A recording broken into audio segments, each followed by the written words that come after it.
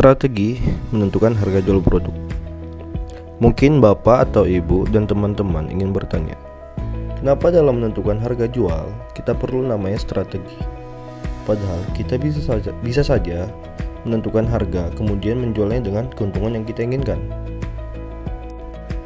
Nah, sebenarnya bisa saja begitu. Hanya saja ada beberapa hal yang harus diperhatikan dalam menetapkan harga jual suatu produk. Inilah kenapa kita perlu suatu strategi dalam menentukan harga jual pasar. Sebelum menentukan harga jual produk, kita perlu menghitung namanya HPP atau harga pokok penjualan. Sebenarnya, apa itu HPP? HPP atau harga pokok produksi dan atau bisa dibilang harga pokok penjualan adalah jumlah keseluruhan biaya yang harus dikeluarkan untuk bisa memproduksi barang yang akan dipasarkan. Dalam menentukan HPP, ada beberapa aspek produksi, yaitu bahan baku, tenaga kerja, dan biaya keluar. Menghitung HPP merupakan hal yang penting. Pasalnya, HPP digunakan untuk mengetahui jumlah barang produksi untuk menentukan harga pasar bagi konsumen.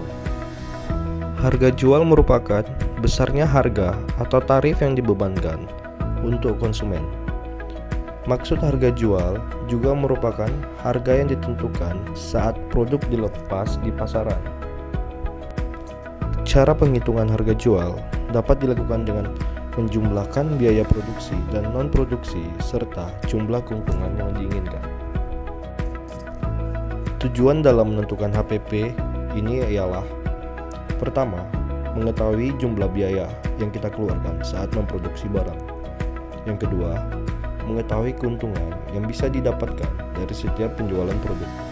Yang ketiga, sebagai bahan pertimbangan harga jual di pasaran. Dan yang terakhir, yang keempat, mengetahui laba dan rugi dalam penjualan. Di sini, saya akan memberikan contoh menghitung HPP untuk menentukan harga jual. Pertama-tama, kita harus menghitung biaya bahan baku yang keluar untuk produksi sabun cuci tangan ini. Ada botol plastik 100 ml sebanyak 30 botol, Texafon liquid, garam atau NaCl bagus, tepo, aroma minyak apel, kemudian sombo 5 gram. Semua biaya ini jika ditotalkan menjadi sebesar Rp139.500. Setelah semua biaya bahan baku kita hitung, selanjutnya kita akan menghitung biaya variabelnya, yang terdiri dari biaya bahan baku produk cuci tangan yang tadi sudah kita hitung sebesar Rp139.500. Kemudian waktu produksi. Produksi sabun cuci tangan ini dilakukan selama 24 jam per 30 botol yang dihasilkan. Per botol yang dihasilkan dikenakan biaya waktu produksi sebesar Rp1.000. Karena ada 30 botol, maka dihitung sebesar Rp30.000 untuk biaya waktu produksi. Lalu ada pengemasan. Kemasan yang digunakan adalah kemasan botol plastik ukuran 100 ml, sebesar Rp69.000 pada 30 kemasan. Selain itu, stiker untuk kemasan botol masuk dalam biaya pengemasan, di mana ini dikenakan biaya sebesar Rp21.000. Dari semua variabel ini, total yang dihasilkan adalah Rp259.500. Sekarang, kita akan menghitung harga jualnya. Misalnya keuntungan yang kita inginkan sebesar 30%. Sebelumnya kita sudah menghitung biaya variabel. Dari hasil perhitungan tersebut diketahui bahwa biaya variabel sebesar Rp259.500. Keuntungan yang diinginkan ini harus dihitung terlebih dahulu.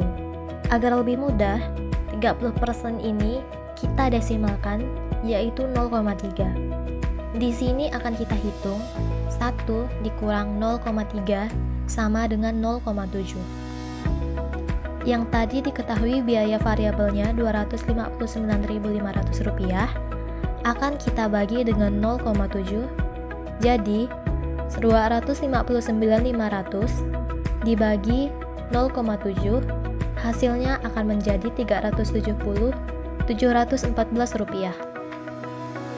Hasil ini bukanlah akhir. Rp370.714 ini merupakan harga untuk penjualan per 30 botol. Untuk mengetahui harga jual per botol sangat mudah. Teman-teman cukup membagi Rp370.714 dengan 30 botol yang dihasilkan, sehingga hasilnya menjadi Rp12.357.000 per botol.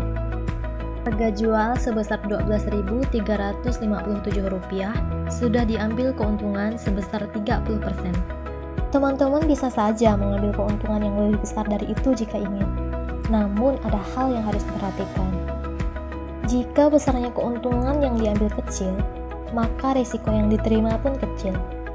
Namun sebaliknya, apabila keuntungan yang diinginkan besar, risiko yang akan diterima pun besar.